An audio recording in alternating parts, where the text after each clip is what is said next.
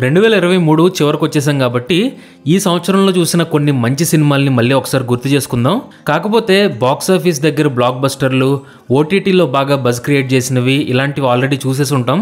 కానీ ఇలా promotions, popularity లేకపోయినా కానీ 2023లో కంటెంట్ పరంగా సాటిస్ఫై చేసిన కొన్ని మంచి అండర్ రేటెడ్ ఇండియన్ మూవీస్ని ఈ వీడియోలో మీకు రికమెండ్ చేస్తాను. మూవీ లవర్స్ ఈ లిస్ట్లో ఉన్నవే కాకుండా ఇండియన్ లాంగ్వేజెస్లో ఈ సంవత్సరం ఇంకా చాలా అండర్ రేటెడ్ మూవీస్ వచ్చే ఉంటాయి. సో వాటిలో మీరు చూసినవి, నచ్చినవి కింద కామెంట్ చేయడం మర్చిపోకండి. అలాగే ఇలాంటి మంచి మూవీ రికమెండేషన్స్ కోసం ఫిల్మీ గీక్స్ ఛానల్కి సబ్స్క్రైబ్ చేసుకుని సపోర్ట్ చేయండి. ఇక లేట్ చేయకుండా లిస్ట్లోకి వెళ్ళిపోదాం. 20 most under rated Indian films of 2023 you should not miss.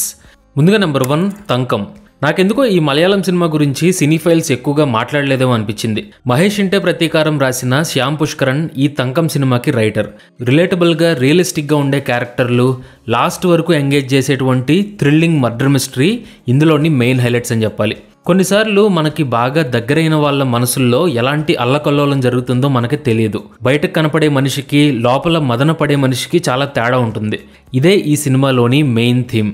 ఇది మామూలు మర్డర్ మిస్టరీ లాగా ఏదో టైంపాస్ కోసం చూసే సినిమా కాదు, కాసేపు మిమ్మల్ని హాంట్ చేసే ఒక మంచి హ్యూమన్ డ్రామా. సో ప్రైమ్లో ఉంది, చూడకపోతే కనుక తప్పకుండా ట్రై చేయండి. తర్వాత నెంబర్ 2 దుయిన్. ఇది సినిమా కంటే తక్కువ, షార్ట్ ఫిల్మ్ కంటే ఎక్కువ.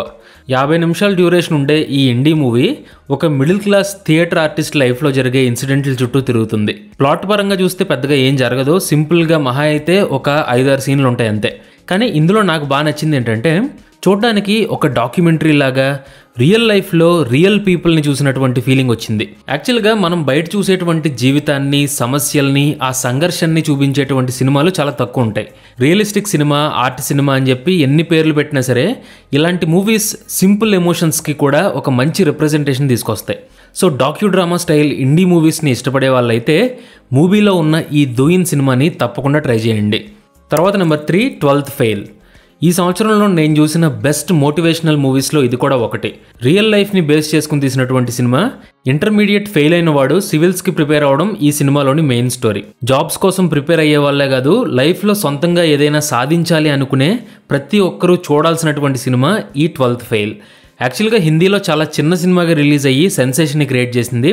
కాకపోతే మన సైడ్ పెద్దగా పాపులర్ అవ్వలేదు. కానీ సినిమా మాత్రం ఖచ్చితంగా మీ హార్ట్కి టచ్ అవుతుంది. ముఖ్యంగా మెయిన్ రోల్ చేసినటువంటి విక్రాంత్ మాసే పర్ఫార్మెన్స్ అయితే నిజంగా నెక్స్ట్ లెవెల్ అని చెప్పాలి. సో ఓటీటీలోకి వచ్చిన తర్వాత మాత్రం అస్సలు మిస్ అవ్వకుండా ఈ సినిమాని చూడండి. తర్వాత నెంబర్ 4 పెబల్స్ కోలంగల్. ఈ తమిళ సినిమా 2023లో నేను చూసిన వన్ ఆఫ్ ది బెస్ట్ ఫిల్మ్స్లో ఒకటి. జనరల్గా కొన్నిసార్లు ఏమవుతుందంటే ఈ so called art house award movies ప్రిటెన్షియస్గా, బోరింగ్గా అనిపిస్తాయి. కానీ కోలంగల్ సినిమా చాలా రిఫ్రెషింగ్గా, ఎంగేజింగ్గా ఉంటుంది. అన్నిటికీ మించి కెమెరాతోనూ, లొకేషన్స్తోనూ కూడా కథ చెప్పొచ్చు అని ప్రూవ్ చేసేటువంటి ఒక మంచి విజువల్ గ్రామర్ ఉండేటువంటి సినిమా. స్టోరీ పరంగా చూస్తే జస్ట్ ఒక తండ్రి కొడుకుల మధ్య ఒకే ఒక్క రోజులో జరిగే కథ. సో స్టోరీ కంటే కూడా ఇంటర్నల్గా ఉన్నటువంటి ఆ హ్యూమన్ థీమ్స్ కానీ, మానవ సంబంధాల మీద కామెంటరీ కానీ మనకి బాగా కనెక్ట్ అవుతాయి. సో సోనీ లివ్లో ఉన్న ఈ మినీ మాస్టర్ పీస్ని అస్సలు మిస్ అవ్వకండి. తర్వాత నెంబర్ 5 విడుదలై పార్ట్ 1. వెట్రిమారన్ ప్రజెంట్ ఇండియాలోని బెస్ట్ ఫిల్మ్ మేకర్స్లో ఒకరు, అందులో అసలు డౌట్ లేదు. సో ఆయన కావాలనుకుంటే పెద్ద పెద్ద స్టార్స్తో హై ప్రాఫిట్స్ వచ్చే సినిమాలు కూడా తీయచ్చు. కానీ ఫిల్మ్ మేకర్గా ఆయన తన ఇంటిగ్రిటీని, ఒరిజినాలిటీని మెయింటైన్ చేయడం గ్రేట్ అని చెప్పాలి. విడుదలై మూవీకి కలెక్షన్స్ ఎంత వచ్చాయో తెలియదు కానీ సినిమా మాత్రం చూసిన ఆడియన్స్ మీద ఒక బలమైన ఇంపాక్ట్ని క్రియేట్ చేసింది. విసారణై, వడ చెన్నై అండ్ అసురన్ ఈ మూవీస్ లాగే ఇందులో కూడా సొసైటీలో ఉండేటువంటి అప్రెషన్ని, వైలెన్స్ని క్వశ్చన్ చేశారు. సూరి యాక్టింగ్ పర్ఫార్మెన్స్ మాత్రం ఒక మంచి రివీలేషన్ అనే చెప్పాలి. సెకండ్ పార్ట్ నెక్స్ట్ ఇయర్ రావచ్చు. సో సినిమా చూడకపోతే G5లో ఉంది, అస్సలు మిస్ అవ్వకండి. తర్వాత నెంబర్ 6 కాదల్ ద కోర్. ఇది ఈ సంవత్సరంలో వచ్చినటువంటి మోస్ట్ ఇంపార్టెంట్ మూవీస్లో ఒకటి. ఎందుకంటే ఇలాంటి సెన్సిటివ్ సబ్జెక్ట్ని జాగ్రత్తగా డీల్ చేయడం, ఎమోషనల్గా ఒక హార్డ్ హిట్టింగ్ ఎక్స్పీరియన్స్ ఇవ్వడం అంత ఈజీ కాదు. Great Indian kitchen director Jeo Baby ఈ సినిమాలో హ్యూమన్ ఎంపతీని చాలా బ్యూటిఫుల్గా చూపించారు. ఇక మమ్ముట్టి పర్ఫార్మెన్స్ గురించి సపరేట్గా చెప్పక్కర్లేదు. కన్నూర్ స్క్వాడ్ లాంటి సినిమాలు కమర్షియల్గా ఎక్కువ మందికి రీచ్ అవుతాయి. కానీ ఈ కాదల్ ద కోర్ లాంటివి కూడా చూడాలి, అప్రిషియేట్ చేయాలి. సో ఫ్యూచర్లో మోస్ట్లీ నెట్ఫ్లిక్స్లోకి ఈ సినిమా రావచ్చు, మిస్ అవ్వకండి. నెక్స్ట్ నెంబర్ 7 నాన్ పక్కల్ నెరత్తు మయక్కం. నాకు తెలిసి ఈ సినిమా ఒక సబ్జెక్టివ్ అండ్ పర్సనల్ ట్రెజర్ లాంటిది. అంటే లైఫ్ ఎక్స్పీరియన్స్ని బట్టి ఒక్కొక్కళ్ళకి ఒక్కోలా అనిపిస్తుంది. డ్రీమ్స్కి రియాలిటీకి మధ్య ఒక మిడిల్ ఏజ్డ్ మ్యాన్ 2 జీవితాలని ఒకేసారి చూడడం ఈ సినిమాలోని story. Sound design, cinematography, short composition ఇలా ప్రతిదీ కేర్ఫుల్గా ఒక సర్రియల్ ఇంపాక్ట్ని తీసుకొచ్చేలా ఉంటుంది. లిజో జోస్ పెలిసరీ ఒరిజినల్ విజన్కి మాత్రం నిజంగా హ్యాట్స్ ఆఫ్ అని చెప్పాలి. సో మీరు కనుక ఒక వియర్డ్ అండ్ వండర్ఫుల్ సినిమాని చూడాలనుకుంటే నెట్ఫ్లిక్స్లో ఈ నాన్పక్కుల నరిత్తమయకంని అస్సలు మిస్ అవ్వకండి. Next number 8 Joram. ఇదొక social drama cum survival thriller. జార్ఖండ్లోని ఆదివాసీ కమ్యూనిటీకి సంబంధించిన కథ. చూడడానికి రియలిస్టిక్గా గ్రిట్టీగా ఉండేటువంటి సినిమా. కానీ స్క్రీన్ ప్లే పరంగా మాత్రం మూవీ కొంచెం అటు ఇటుగా ఉంటుంది. కానీ పర్ఫార్మెన్సెస్ పరంగా చూస్తే వెరీ వెల్ మేడ్ మూవీ. ముఖ్యంగా మనోజ్ బాజ్పేయి అయితే ఒక మాస్టర్ క్లాస్ ఇచ్చినట్టు అనిపిస్తుంది. స్లోగా సీరియస్గా ఉండే సబ్జెక్టే. సో మెంటల్గా ప్రిపేర్ అయి ఉంటే మాత్రం సినిమాతో ఎంగేజ్ అవుతారు.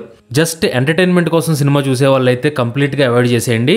కానీ ఒక స్ట్రాంగ్ సోషల్ సబ్టెక్స్ట్ ఉండే సినిమాలని ఇష్టపడే వాళ్ళైతే ఓటీటీలోకి వచ్చాక తప్పకుండా ట్రై చేయండి. తర్వాత నెంబర్ 9 మంత్ ఆఫ్ మధు. కొన్నిసార్లు మంచి సినిమాలు కూడా థియేటర్లో సరిగా ఆడో, కానీ మన మనసులో మాత్రం అవి ఎప్పటికీ నిలిచిపోతాయి. అలాంటి జమ్ లాంటి సినిమా ఈ మంత్ ఆఫ్ మధు.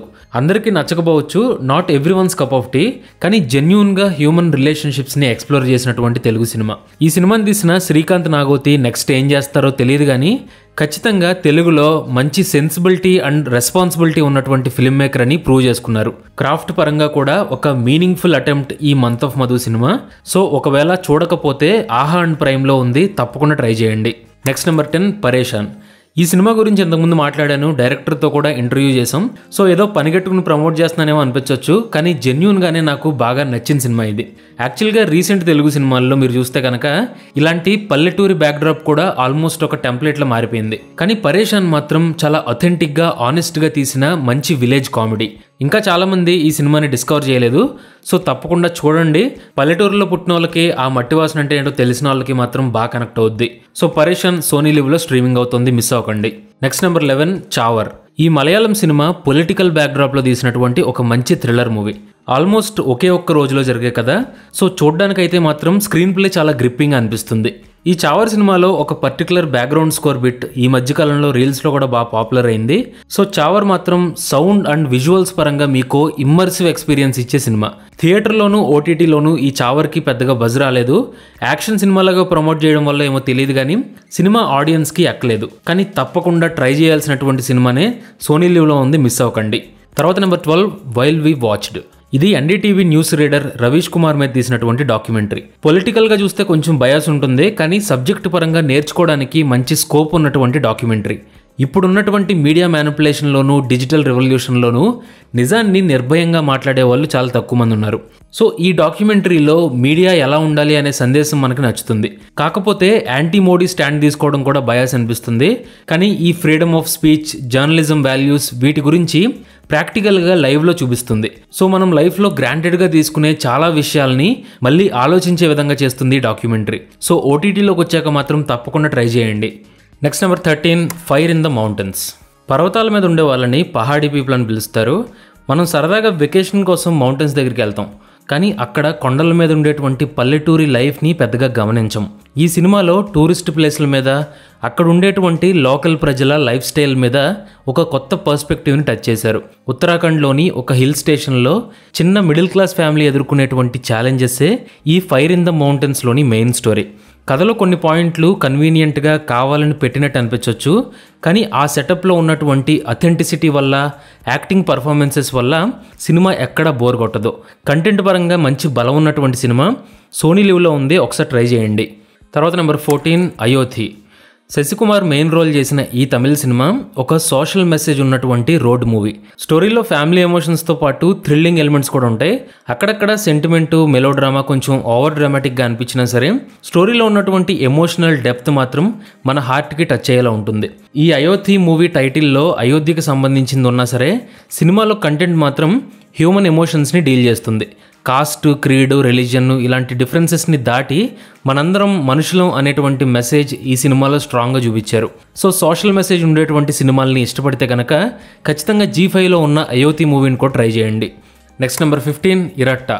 ఒక హీరో డ్యూయల్ రోల్స్ చేసే సినిమాలు మనం చాలా చూసి ఉంటాం, కానీ ఇరట్టా లాంటి ఇంటెన్స్ సైకలాజికల్ డ్రామాలు మాత్రం రేర్గా వస్తాయి.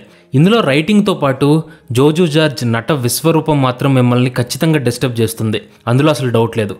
ఇరట్ట సినిమా ఒక షాకింగ్ అండ్ హాంటింగ్ ఎక్స్పీరియన్స్ని ఇచ్చే సినిమా. ఓటీటీలో ఎక్కువ మందికి రీచ్ అవ్వలేదు. సో మీకు గనక ఇంటెన్స్గా షాకింగ్గా ఉండే మర్డర్ మిస్టరీ మూవీస్ నచ్చితే ఖచ్చితంగా ఇరట్ట మూవీని కూడా ట్రై చేయండి. తర్వాత నెంబర్ 16 టోబీ. ఈ సంవత్సరంలో కన్నడలో వచ్చిన బెస్ట్ మూవీస్లో ఇది కూడా ఒకటి. మాస్ని, వైలెన్స్ని హై ఆన్ ఎమోషన్స్తో చూపించేటువంటి story Toby. రాజ్బీ Shetty writing and acting ఈ సినిమాకి మెయిన్ హైలైట్ అని చెప్పాలి. మాటలు రానటువంటి మోగవాళ్లాగా చాలా బ్రిలియంట్గా పర్ఫామ్ చేశారు.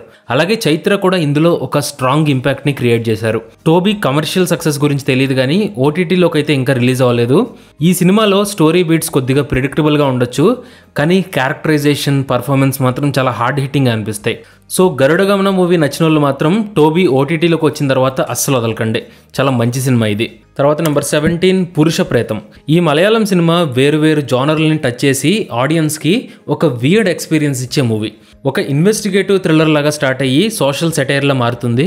ఇలా ఒక ఫార్ములాని ఫాలో అవ్వకుండా తీయడం వల్ల ఫ్రెష్గా కూడా అనిపిస్తుంది. ఇందులో చాలా చోట్ల film making and visual story telling మనల్ని ఖచ్చితంగా ఇంప్రెస్ చేస్తాయి. యాక్టింగ్ పర్ఫార్మెన్సెస్ కూడా కొత్తగా అరెస్టింగ్ అనిపిస్తాయి. సో డిఫరెంట్ వైబ్ ఉండేటువంటి జానర్ బెండింగ్ సినిమా చూడాలి అనుకుంటే సోనీ లివ్లో ఉన్న పురుష ప్రేతంని ట్రై చేయండి. ఇక ఫైనల్గా నా వాచ్ లిస్ట్లో ఉన్నటువంటి ఒక 3 సినిమాలని రికమెండ్ చేస్తాను. ఇవి నేనైతే ఇంకా చూడలేదు, ఓటీటీలో రిలీజ్ కోసం వెయిట్ చేస్తున్నాను. అవే number 18 Swathi Mutthina Male Haniye, 19 Fight Club, తర్వాత 20 పార్కింగ్. ఇందులో స్వాతి ముత్తిన సినిమాకి రాజ్బీ శెట్టి డైరెక్టర్. చాలా లిమిటెడ్ థియేటర్స్లోనే రిలీజ్ చేశారు, చూడడం కుదరలేదు. వైలెన్స్లో కూడా పోయిట్రీని చూపించినటువంటి రాజ్బీ శెట్టి హ్యూమన్ కండిషన్ని ఎలా ఎక్స్ప్లోర్ చేశారో చూడాలని ఉంది. So waiting for OTT release. ఇక number 19 and 20 Fight Club and Parking. ఈ 2 సినిమాలు ప్రజెంట్ తమిళ్లో థియేటర్స్లో రన్ అవుతున్నాయి. రెండింటికి మంచి రివ్యూలే ఉన్నాయి. Fight club full on action cinema, Lokesh Kanagaraj production house నుండి వస్తోంది. అలాగే పార్కింగ్ చిన్న సినిమాగా బజ్ ఏం లేకుండా రిలీజ్ అయ్యి మంచి రెస్పాన్స్ని సంపాదించుకుంది. సో ఓటీటీలోకి వచ్చాక ఈ 2 సినిమాల్ని చూడడం మర్చిపోకండి. ఫైనల్గా movie lovers, I hope you like this video. లిస్ట్లో మీకు నచ్చినటువంటి సినిమాలు ఏమైనా ఉంటే కింద కామెంట్ చేయండి. Thanks for watching this video.